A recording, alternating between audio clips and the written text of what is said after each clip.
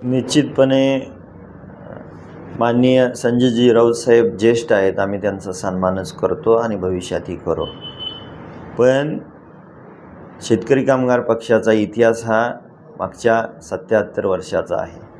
95 साली आणि 99 साली काय परिस्थिती झाली होती राज्यामध्ये, आणि त्यावेळेस शेतकरी कामगार पक्ष हा पुरोगामी विचार टिकवण्याच्या बाजूने होता, महाविकास आघाडीच्याच बाजूने होता आणि भविष्यकाळातसुद्धा महाविकास आघाडीचा पुरोगामी विचार टिकवण्यासाठीच भविष्यातसुद्धा आम्ही प्रयत्न करू.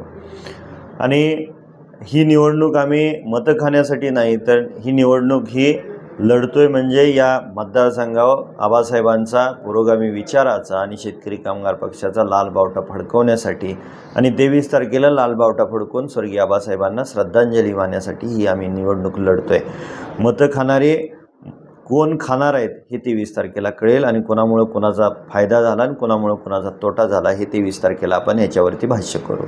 त्याचबरोबर इथले उमेदवार तेही ज्येष्ठ आहेत, आमचे 25 वर्षाचे आबासाहेबांचे सहकारी होते.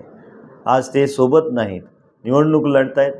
आमच्या त्यांना शुभेच्छा आहेत. ते ज्येष्ठ आहेत, आम्ही त्यांचा सन्मान करू.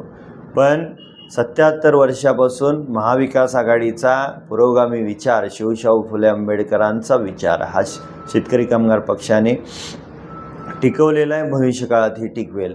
आम्हीही महाविकास आघाडीचेच घटक पक्ष आहोत आणि प्रत्येक थेंबे थेंबे तळे साचे या उक्तीप्रमाणे ज्या पद्धतीनं आपण सर्वांनी एकसंघ राहून प्रतिगामी विचार रोखण्यासाठी प्रयत्न करणं गरजेचं होतं, पण ते ह्या मतदारसंघात दिसत नाही.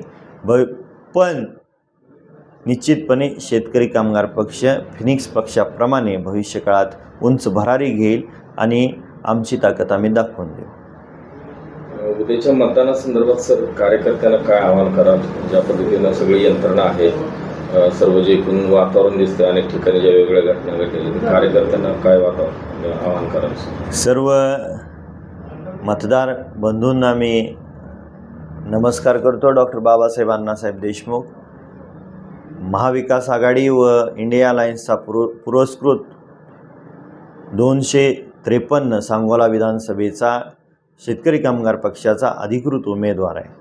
आबासाहेबांनी जीवनभर या तालुक्याची सेवा केली. सेवा करत असताना इथल्या महिलांना सुरक्षा दिली, इथल्या गोरगरीब जनतेला हाताला काम दिलं, दुष्काळग्रस्त भागाला त्यांनी पाणी आणलं, आणि निश्चितपणे भविष्यकाळातसुद्धा शेतकरी कामगार पक्ष महिलांना सुरक्षा देईल, तरुण तरुणीला हाताला काम देईल, मुलामुलींना चांगलं शिक्षण मिळावं ह्याच्यासाठी काम करू, शेतीला वेळेत पाणी मिळावं त्याचं व्यवस्थित नियोजन करू, आणि शेतमालाला भाव मिळाला पाहिजे, दुधाला भाव मिळाला पाहिजे, याच्यासाठी आपण ही निवडणूक लढतोय. तर आपण सर्व मतदार बंधू आणि भगिनींना विनंती करतो की येणाऱ्या 20 तारखेला बॅलेट मशीनवरचं 4 नंबरचं नाव आहे डॉक्टर बाबासाहेब अण्णासाहेब देशमुख, त्याच्यासमोरचं चिन्ह आहे शिट्टी, आणि शिट्टीचं बटन दाबून बोगस असं मतदान रूपी तुम्ही आशीर्वाद द्यावा ही विनंती करतो. आणि 23 तारखेला लाल बावटा फडकून स्वर्गीय आबासाहेबांना श्रद्धांजली वाहूया.